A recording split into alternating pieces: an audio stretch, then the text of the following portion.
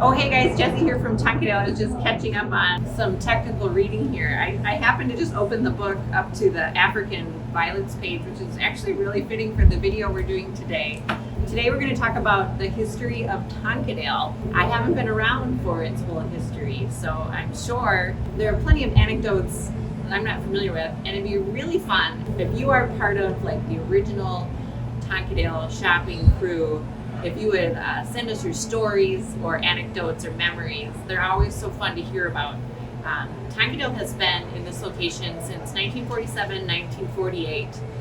Here in Minnetonka, that was around the time that this neighborhood was being settled or homesteaded. Bob Anderson was the founder of Tonkadale Greenhouse, and he formerly had worked at Bachman's on Lyndale in Minneapolis and decided to go off on his own. He was a African violet breeder, and he was well known in the African violet community because he was one of the first to breed a pink African violet.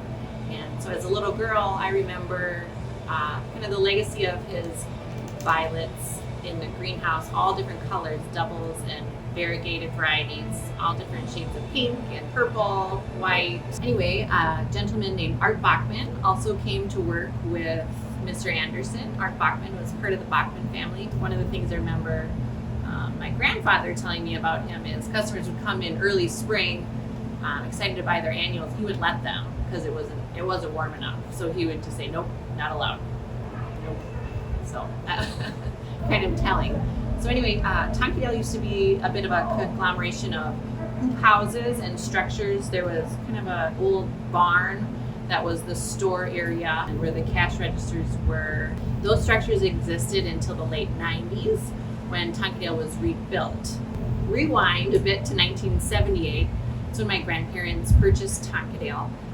And they had purchased Tonkadale because my uncle was very interested in horticulture, and it was a great opportunity for him to go to school at the University of Minnesota, learn about horticulture, and then come back to the family business and have a career. Well, unfortunately, my uncle was injured in a terrible car accident shortly after he started college, but he has been able to work here in some capacity in the greenhouse for many, many years. And one of his specialties was propagating. So he would propagate a lot of the baby plants. He always had just a smile that would like radiate, and he could always make you laugh. Some of his loves were coffee, of course. He always was asking us to bring him coffee. Hey, are you going to give me some coffee? He lives across the street in a group home, and he's well taken care of, and he can see Tonkadale from his window. So I know that's really important to him, and that's a comfort to him. So 1978, Tonkadale was purchased by my grandparents, and over time they learned how to grow everything. They had no real background in greenhouse production or growing, but I do know that my grandfather's father, he grew up in Thief River Falls. I believe they had a little seed and feed store kind of in the downtown area. So I think his love of plants started way back when he was a child and remained with him until this day. So Bob Anderson, the original founder of Tonkadale, lived to be 101. He passed just a few years ago, and my grandfather, he's still around, and he believes that because when you work in a greenhouse, there's more oxygen in the air, you'll live to be 101. So watch out, folks. I'm going to be around for a long time. As a child, my brother and I were able to work in the greenhouse. We used to plant baby plants. We would plant flats of impatiens or begonias, and we get paid 50 cents a plant.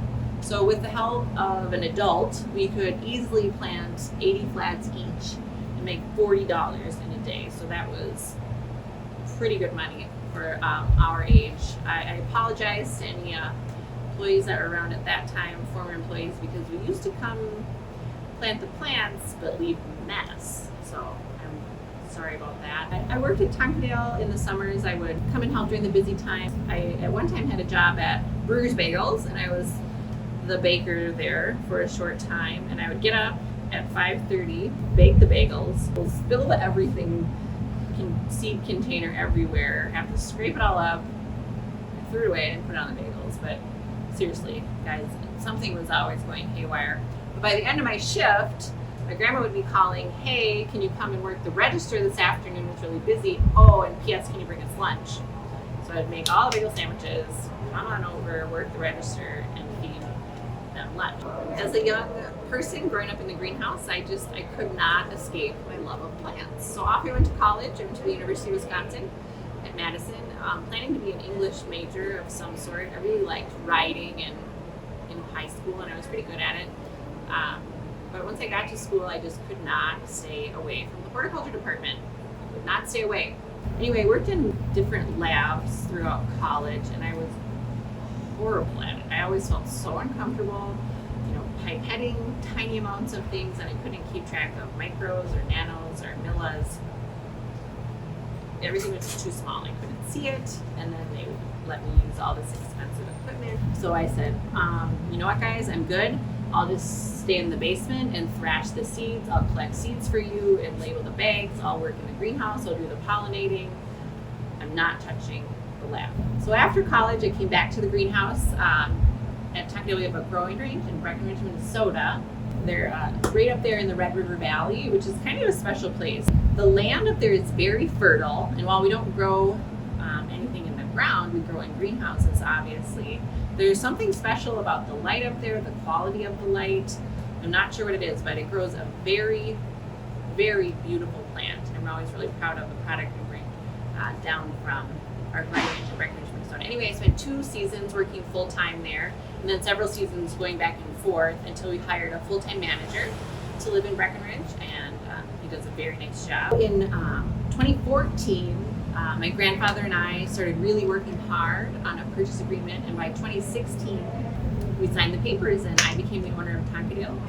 And I'm so grateful for the opportunity they have given me to continue the legacy that is Tonkadale. A lot of you were here way before I was, but have been so supportive in how we've grown and changed over the years, and just really exciting to see all the next generation of gardeners coming in and starting on their gardening adventure, getting into indoor plants. So what is it, 2020?